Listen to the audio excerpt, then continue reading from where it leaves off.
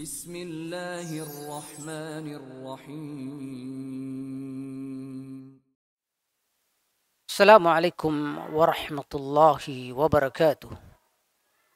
الحمد لله الذي جعل العلماء ورثة الأنبياء. أشهد أن لا إله إلا الله وحده لا شريك له وأشهد أن محمدا عبده ورسوله أما بعد. Pemirsa yang dirahmati Allah Subhanahu wa taala. Pada pertemuan kali ini kita fokus akan membahas terkait sopan santun kita terhadap kalangan ulama. Karena ini adalah sebuah adab yang menjadi bagian daripada bagaimana kita akan menjadi seorang yang menghormati kalangan-kalangan yang lebih senior di antara kita itu. Karena senioritas itu bukan hanya sekedar faktor umur, tetapi juga faktor keahlian. Karenanya kalau kita melihat bagaimana Nabiullah Adam alaihissalam ketika masih berada di sorga beserta kalangan para ulama, bersama kalangan para malaikat, kita melihat bahwa secara status Nabiullah Adam adalah junior di kalangan para malaikat.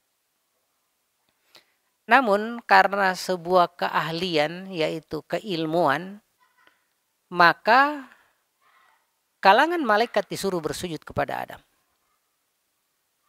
Dan sujud waktu itu dalam rangka menghargai senioritas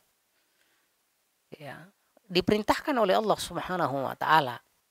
Walaupun di era Rasulullah tidak ada lagi sujud kecuali hanya kepada Allah Subhanahu wa taala.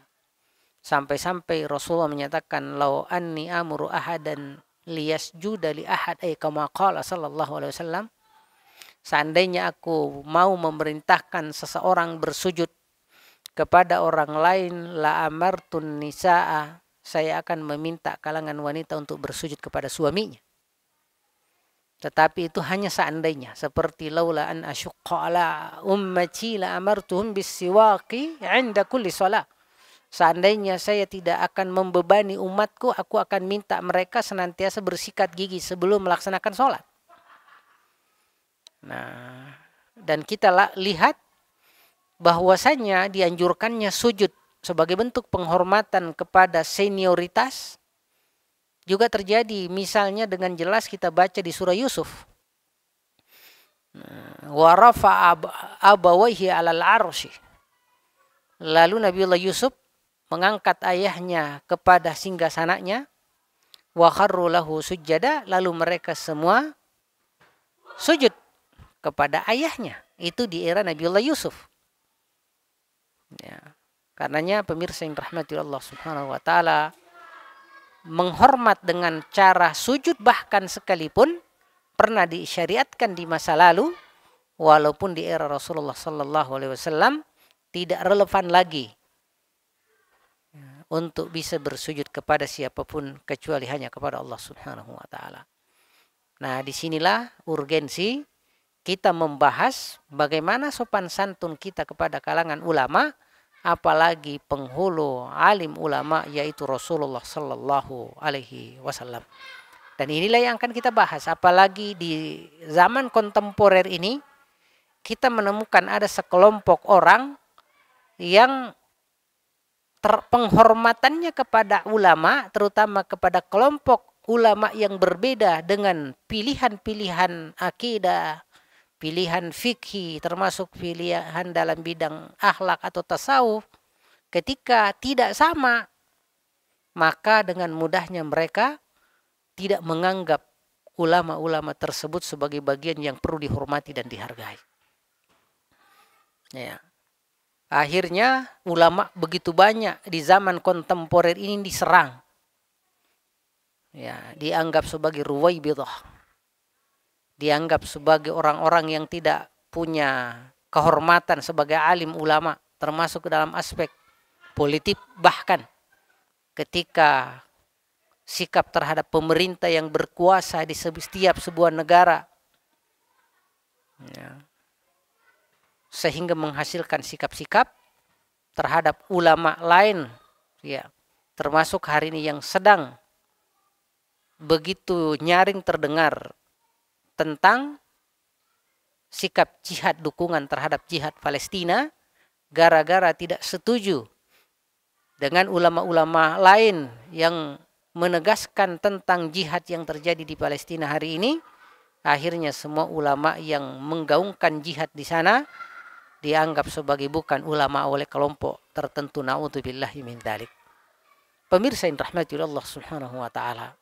Inilah kenapa sangat urgen kita bahas mana sebenarnya adab-adab kita terhadap kalangan alim ulama, terutama yang berbeda dengan afiliasi kita dari sisi akidah, dari sisi fikih, dari sisi akhlak ataupun tasawuf. Yang pertama kita tegaskan di sini adalah dasar argumentasi adab kita terhadap ulama. Kita lihat bagaimana Allah Subhanahu wa taala menjelaskan ini di surah Al-Hujurat. Ya, ayat 2. Dan kita tahu pemirsa yang dirahmati oleh Allah Subhanahu wa taala bahwa surah Al-Hujurat ini adalah surah yang umumnya turun tahun ke-8 Hijriyah.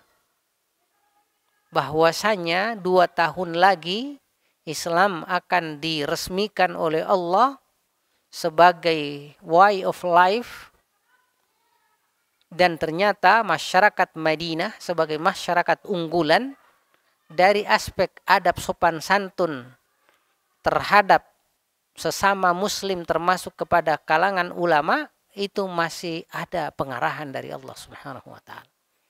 Dan ini terkait semuanya masalah lisan. Masalah lisan. Di antaranya adalah adab terhadap alim ulama, sejauh mana lisan kita bisa tahan agar kita tidak menciderai kehormatan mereka dengan lisan-lisan kita, tulisan-tulisan kita di Facebook. Nah, di surah Al-Hujurat ayat 2 ini Allah jelaskan, ya ayyuhalladzina amanu, wahai kalangan orang-orang beriman, la tarfa'u aswatakum fawqa sautin nabi. Jangan kalian angkat mengeraskan suara kalian fawqa sautin nabi, melebihi suaranya Nabi. Wala tajharu lahu bil qaul, janganlah kalian saling mengangkat suara di hadapan beliau. Kajahri ba'dikum li ba'din, sebagaimana kalian saling mengeraskan suara ketika berdebat sesama kalian. An tahbatu a'malukum, bisa jadi amal kalian akan terhapus, pahala kalian akan rusak.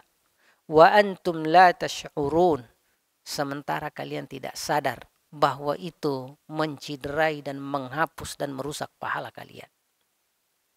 Nah, pemirsa yang rahmati Allah Subhanahu wa taala, kenapa ayat ini turun? Apa yang melatarinya sampai ada teguran dari Allah Subhanahu wa taala kepada mereka yang sopan santunnya nama Nabi seolah tidak diperhitungkan dan tidak diperhatikan. Sampai-sampai Allah menegur mereka. Padahal orang-orang ini adalah orang-orang unggulan di dalam Islam.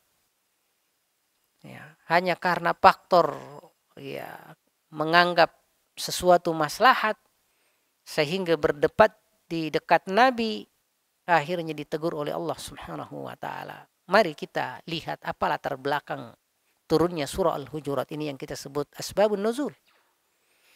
Bahwasanya ada rombongan tiba di Madinah, rombongan Bani Tamim. Mereka sengaja datang menghadap Rasulullah sallallahu alaihi wasallam. Nah, Abu Bakar menyusulkan agar yang menjadi ketua rombongan Bani Tamim ini adalah Al-Qaqa bin Ma'bad bin Zurarah. Itu usulan Abu Bakar As-Siddiq. Namun di sisi lain, Umar ibn al-Khattab mengusulkan Aqra' bin Habis bin Iqal sebagai pemimpin mereka. Lalu antara Abu Bakar dan Umar sempat mengeraskan suara. Sampai menyatakan, wahai Umar, engkau doyan sekali untuk menyelisih pendapatku. Lalu kata Umar, saya tidak bermaksud untuk berbeda pendapat denganmu. Nah, sambil begitu suara mereka meninggi. Rasulullah ada di sampingnya. Ya. Sehingga gara-gara begitu, mereka ditegur oleh Allah Subhanahu wa ta'ala. Ya ayyuhalladzina amanu, wahai orang-orang beriman, la tarfa'u aswatakum fawqa sautin nabi, jangan pernah mengangkat suara kalian melebihi suara Nabi, wala tajharu lahu bil qawli kajahri ba'dikum li ba'din. Jangan pernah mengeraskan suaramu seperti kalian mengeraskan suara antara sesama kalian. Ya. Fayahbatu a'malukum, lalu amalan kalian akan hancur. Wa antum la tash'urun, sementara kalian tidak merasa bahwa amal kalian bermasalah.